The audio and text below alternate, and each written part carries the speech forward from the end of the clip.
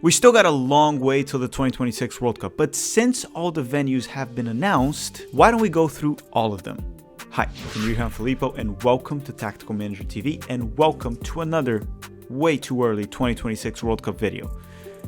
Actually, it's never too early to talk about a World Cup. Today we're going to go through all the stadiums of the 2026 World Cup, from historic stadiums just like the Estadio Azteca all the way to ultra modern ones just like the SoFi Stadium in LA. Let me know in the comment section down below which one is your favorite and drop a like if you want more 2026 World Cup content.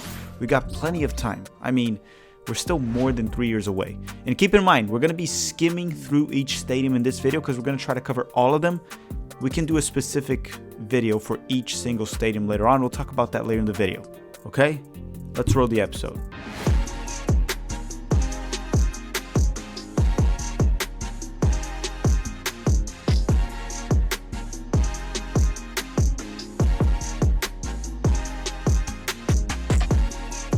The 2026 World Cup will be the first World Cup in history to have 3 host nations along with 48 nations participating. By the way, we did an entire video explaining the new format. If you want to check that out, go to our 2026 World Cup playlist here on YouTube and you'll know the format of the 2026 World Cup. The expanded World Cup will have a total of 16 venues. 11 of them will be in the United States, 3 will be in Mexico, and 2 will be in Canada, and we're going to go through all of them in this video very soon. The United States will host most of the matches, and it's also expected that all of the games from the quarterfinals beyond will all be played in the United States. Now keep in mind that we also don't know what specific rounds each stadiums will have specifically at the time of this recording. None of it has been 100% confirmed, which kind of goes back to what I said earlier in the video. We're making this way too early, but not early enough. So now we're going to go through all the stadiums very quickly in this video, and keep in mind one thing: if you want us to make a separate video for each one of these venues, let us know in the comment section down below. That way we can go into details of each one. And trust me, there are a lot of fun facts and history for most of these stadiums. However, for this video, we're just going to skim through every single one of them very quickly so we can cover all 16 of them. With that said, why don't we start with Mexico? So the first stadium I want to talk about here, or venue for Mexico, is the legendary Estadio Azteca in Mexico City. The Estadio Azteca went through plenty of renovations and had its capacity reduced, and right now it's somewhere between 83 to 87,000. The year it was founded was all the way back in 1966, and it's currently used by El Tri, the Mexican national team, Club America, and Cruz Azul.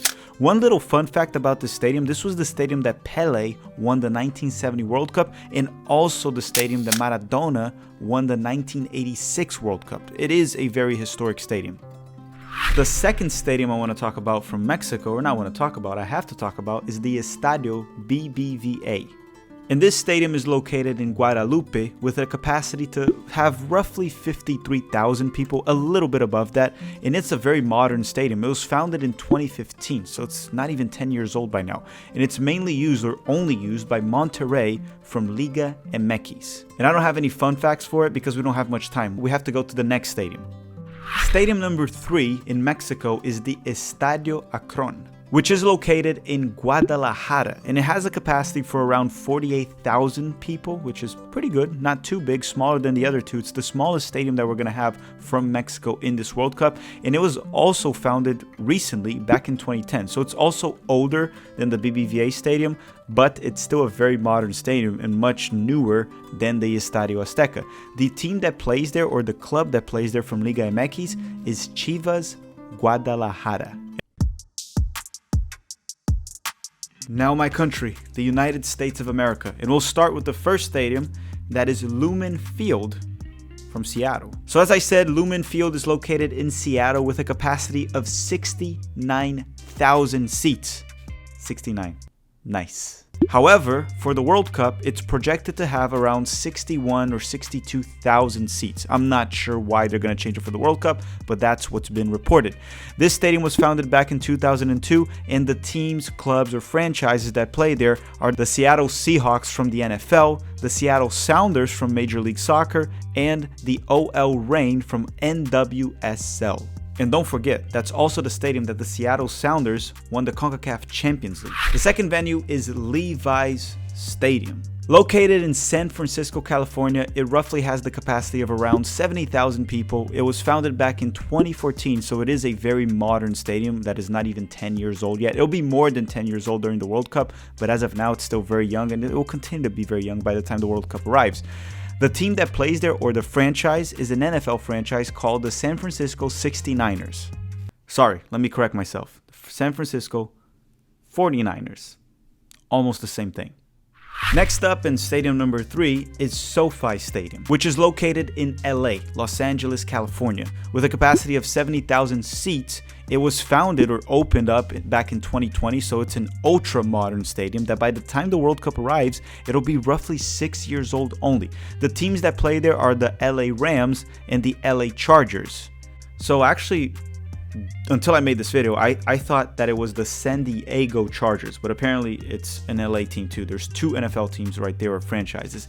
Another thing to keep in mind is that this field might need to change its dimensions for the World Cup, or probably not might, it most certainly will have to change it, but you probably don't care about that. Now number 4, and that is the AT&T Stadium, which is located in Arlington, Texas, which is pretty much Dallas, I think, or at least it should be in Dallas, because the team that plays in this stadium are the Dallas Cowboys from NFL. This stadium was founded back in 2009, and it has a capacity a little bit below 93,000. It could possibly be where we play the World Cup final, or maybe the first game that is played in the United States. It's simply fantastic, one of the best stadiums in the world. And that honestly can be said about most stadiums in the NFL in the United States in general. Next up, or number 5, the 5th one, whatever you want to call it, is the Mercedes-Benz Stadium. Located in Atlanta, Georgia, with a capacity of 70,000 or 75,000 seats, but for the World Cup, it should go down to 65,000. I'm also not sure why. This stadium is ultra modern. It was founded all the way back, or opened up back in 2017, and the teams that play there are Atlanta United from Major League Soccer and the Atlanta Falcons from the NFL. Now number 6, and that's the NRG Stadium. Located in Houston, Texas, with a capacity for roughly 72,000 seats. It was founded back in 2002, and it's the home of the Houston Texans in NFL. Houston Texans from Texas. That's not a very creative name, but I'll tell you one thing. I've been to this stadium before, and we did a vlog actually. It was the Manchester City versus Club America vlog. If you want to see how beautiful this stadium is and how amazing it is inside, you should check out that vlog. It's on our vlogs playlist. It literally has AC when you're at the grass, right? Or the turf or whatever. It's simply stunning. I loved that stadium. It was actually probably the most incredible stadium that I've been to in my life. So check out that vlog. And I don't like to brag, but I met Pep Guardiola, and we're pretty much BFFs just because we met. But enough of talking about my best friend Pep Guardiola. He doesn't like it when I talk about him so much. So let's go to the next one, and that's Hard Rock Stadium, located in Miami, Florida. And I'll tell you guys one thing right away. Miami's probably my favorite city in the United States of America. I love almost everything about Miami. The capacity of this stadium is roughly 67,000 seats, and it was founded back in 1987, so it's a bit of an older stadium. However, there have been plenty of renovations, and it looks absolutely fantastic, and it is the home of the Miami Dolphins from the NFL. Okay, we've reached number 8, and now we're going to talk about Arrowhead Stadium, which is located in Kansas City. With a capacity of roughly 76,000 seats, it was founded all the way back in 1972. This is a very old stadium. I believe it's the oldest one from the United States in this World Cup. However, don't worry, it also had plenty of renovations, and it looks just fine. It's also the home of the Kansas City Chiefs in NFL, which I think is where my other BFF, Patrick Mahomes, he plays there. I think so. I remember I did a Super Bowl live watch along, and that's like the only player I knew because people told me about it. I know him and Gisele's former husband, right? Tom, whatever his name is. But I really need to stop talking about my BFFs. So let's go to the next one, and that is MetLife Stadium, which is located in New Jersey.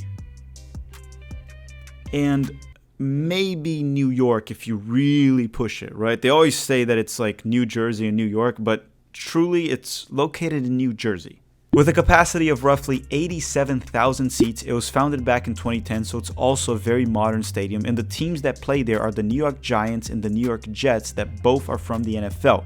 Little fun fact, I have been to this stadium before. It is beautiful, it is wonderful, it's fantastic. The game I went to, I believe it was back in 2013. It was a Brazil versus Argentina match where Messi had a hat trick and he owned Brazil. So it kind of sucked for me, but it was an amazing experience, and it's a stadium that if the United States plays during the World Cup, I'll be there no matter what.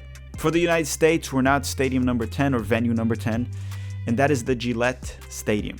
Located in Boston with a capacity of roughly 70,000 seats, it was founded back in 2002, so it's not old, but it's also not young by any means. The teams that play there are the New England Revolution from MLS and the New England Patriots from the NFL. Last but not least for the United States, the Lincoln Financial Field. It's a bit of a long name, which is located in Philadelphia with a capacity of roughly 69,000 seats. Nice. This stadium was founded back in 2003, so it's also not super new, but it's also not old, and it is the home of the Philadelphia Eagles from the NFL. And that's it for the United States. So next on the list is the almighty Canada, the self-claimed kings of CONCACAF, even though they were like the second worst team in the 2022 World Cup and probably the worst team in the 1986 World Cup. Let's just say Canada doesn't really have a good World Cup record. And Canada will have two venues in the 2026 World Cup. The first one I want to talk about real quick is the BC Place, which is located in Vancouver, and it has a capacity of roughly 54,000 seats, which is also the biggest stadium that Canada is providing for the 2026 World Cup. It was founded back all the way in 1983. Obviously, there have been plenty of renovations, and the teams that currently play there are the Vancouver Whitecaps from MLS and the BC Lions from the CFL. And then the second one for Canada is the BMO Field, which is located in Toronto, which is a pretty freaking cool city that I really need to go visit. People speak very highly of Toronto, and I have to find time to go there. And I might just go during the 2026 World Cup, I guess. In this stadium, it has around 45,000 seats at the time of this recording, but apparently for the World Cup, it's going to be reduced to 40,000, which will make it even smaller. It was founded back in 2007, so it's not very old, but it's also not very new. And the teams that play there currently are Toronto FC from MLS and the Toronto Argonauts from the CFL. Did I say that right? Argonauts? I think I did.